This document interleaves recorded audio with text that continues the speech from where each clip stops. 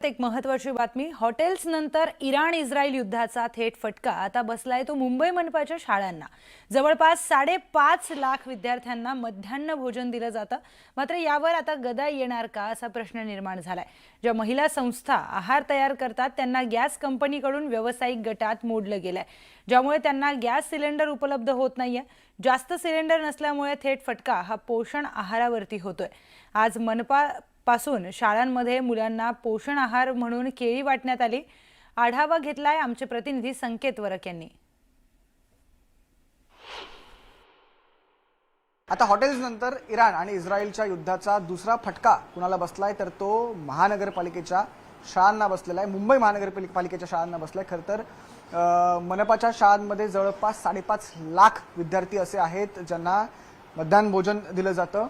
Mid day meal आपण जे म्हणतो, खरं तर ते त्या मिड डे मीलवरती आता गदा आली आहे की का असा प्रश्नचिन्ह निर्माण झालेला आहे। कारण की ज्या महिला संस्था आहेत जे हे भोजन तयार करतात, हा पोषण आहार तयार करतात आणि विद्यार्थ्यांना शाळेत पाठवला जातो, त्या संस्थांना खरं तर आता व्यावसायिक गटात मोडलं गेलेलं आहे आणि कुठेतरी त्यांचा जो गॅस सिलेंडर आहे तो खंडित केलेला, गॅस सेवा जी आहे ती खंडित केलेली आहे। त्यांच्यामुळे त्यांच्याकडे सुद्धा गॅस नाहीये आणि गॅस नसल्यामुळे कुठेतरी जे मिड डे मील असतं, जो पोषण आहार असतो तो तयार होण्यात खूप जास्त त्रास होतोय, तो तयार होत नाहीये। खरं तर आपण पाहतोय की इथे सध्या आज महानगरपालिकेच्या शाळांमध्ये ही केळी आणलेली आहेत आणि केळ्यांचं वाटप, इथे केळी वाटप केलं जाणार आहे मुलांना। खरं तर झालं पण आहे। आपण पाहतोय मुलांचे जे बाकडे आहेत त्या बाकड्यांवरती एक केळ ठेवण्यात आलेलं आहे आणि तात्पुरती सोय मनपाच्या शाळांकडून ही करण्यात आलेली आहे। आपल्यासोबत शाळेचे शिक्षक सुद्धा आहेत, त्यांच्याशी पण आपण बातचीत करू। सर, कालपर्यंत सुरळीत होता, आजपासून हा प्रॉब्लेम झाला? हो, आजच पर्यायी मार्ग म्हणून आम्ही केळी वाटप घेतलेलं आहे। आणि तरी किती केळी आता प्रत्येकाच्या टेबलवरती एक एक दिसते मला?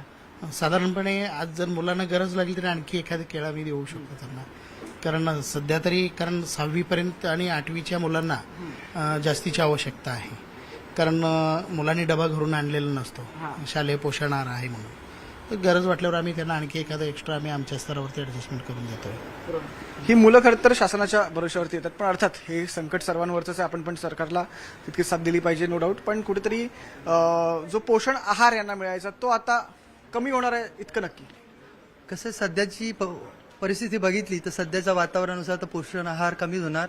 त्या अनुषंगाने विद्यार्थ्यांना आता केळी वाटप आणि संत्र्याचं पण वाटप केलं जातं आणि त्यानंतर आपण एक दिवसाआड विद्यार्थ्यांना चॉकलेट पण महानगरपालिकेने प्रोव्हाइड केलेले आहेत। त्या चॉकलेट पण आपण विद्यार्थ्यांना मधल्या सुट्टीमध्ये देतो।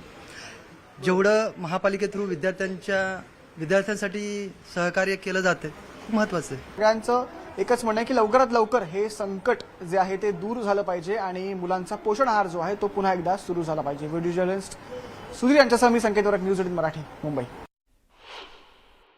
नक्कीच त्यांच्यासाठी आपण फळं असतील, म्हणजे मग ते केळी असतील, सफरचंद असेल, अशी काही तात्पुरती व्यवस्था ज्या शाळांमध्ये हा प्रॉब्लेम झाला असेल त्या शाळांना आम्ही सांगितलं की बाबा ही तात्पुरती व्यवस्था तुम्ही करावी। कुठलाही आमचा विद्यार्थी, कुठलाही आमची मुलं ही जेवणापासून वंचित राहता कामा नये। किती दिवस ही अडचण राहील किंवा ही लवकरात लवकर सोडवली जाईल? ही लवकरात लवकरच ही अडचण सोडवेल, कारण आम्हाला त्याचं प्राधान्य, आम्हाला आमची मुलं फार महत्त्वाची आहेत आणि त्याच्यामुळे जेवढा शक्यतो जेवढा लवकर करता येईल तेवढा लवकर करण्याचे आम्ही आदेश दिलेले आहेत।